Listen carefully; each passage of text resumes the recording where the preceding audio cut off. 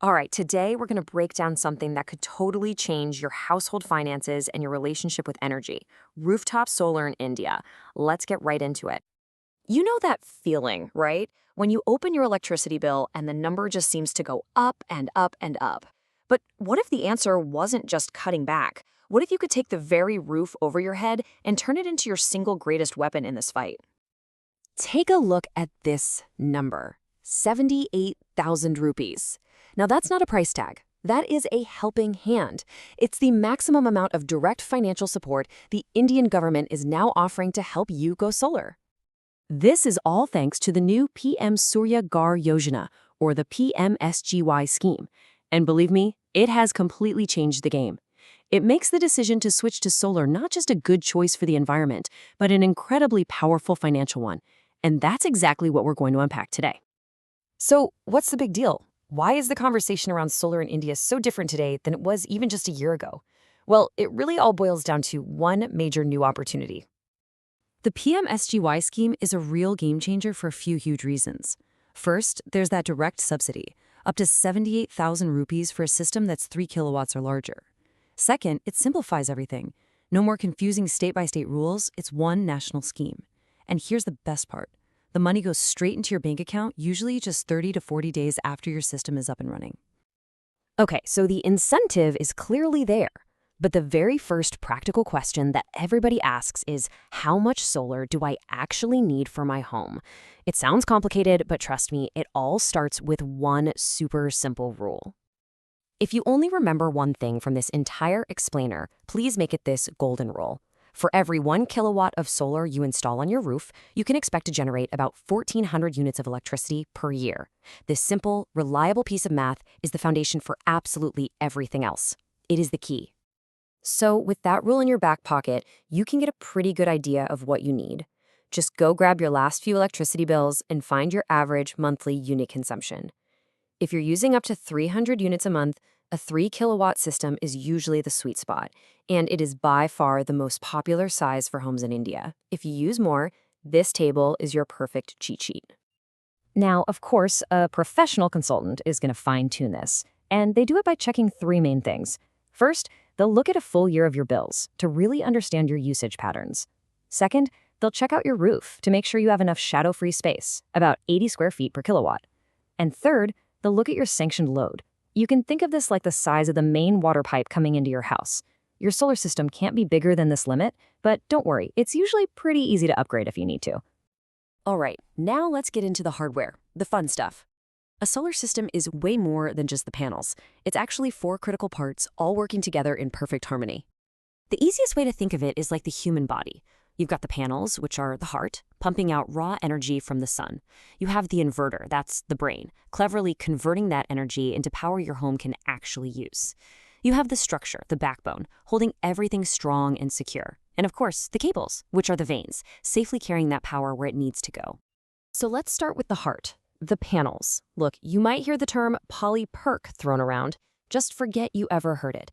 That technology is obsolete. The modern standard, and what you should be looking for, is mono-PERC. The difference is simple. Mono-PERC panels are way more efficient. That means you get more power out of less roof space.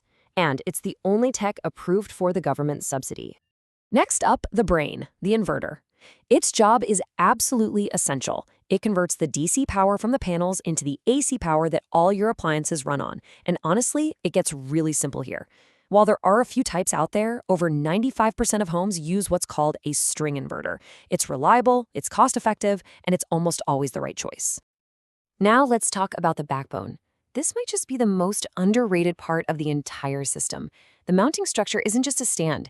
It's your home's main defense against storms and high winds. It has to be properly engineered for safety. That's why you should always insist on prefabricated structures that are built in a factory, not welded together on your roof. This guarantees quality and makes the installation incredibly fast, often done in a single day.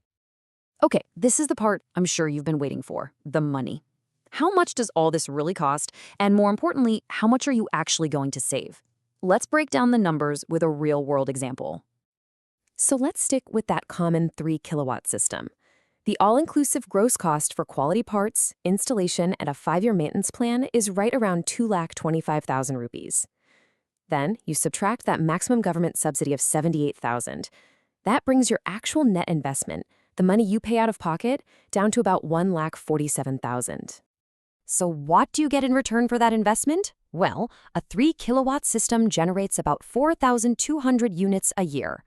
Your savings are tied directly to your local electricity rates. So, for example, in a city like Hyderabad, where you're paying about 9 rupees per unit, you're looking at saving around 38,000 rupees a year. But in Mumbai, where rates can be over 12 rupees, that very same system saves you more than 50,000 rupees every single year. And this is where the magic really happens. This is where you transform a monthly expense into a powerful asset. You make the investment in year 0. For the next 4 to 5 years, your savings on electricity bills are actively paying off that initial cost. And then you hit the break-even point. From that day forward, for the next 20 years, your system isn't just saving you money, it's a power plant on your roof, generating free electricity. But listen, getting the system up and running on your roof is just the start of the journey. To make sure it performs like it should for its full 25-year life, you really have to think about what happens after installation day. A solar power system is not an install-and-forget appliance. I want you to really let this sink in. Research shows that a system that isn't maintained can lose over 30% of its performance. And that's just from things like dirt and dust. That's like taking a 30% pay cut on your savings year after year. So proper professional maintenance is really a 3-part process. It means monthly deep cleaning of the panels and using the right tools so you don't cause any damage. It means a quarterly health check, where a technician inspects every wire, every connection, every joint.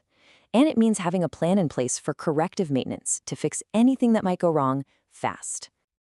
And when you get all of that right, the right technology, the right installation, and the right maintenance, this is the number that truly matters. A warranted lifespan of 25 years.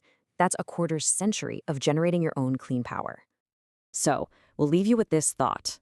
Right now, your roof is most likely just a dormant, unused space, but it has the potential to be a power plant. It can be an asset that generates savings and pays for itself many, many times over.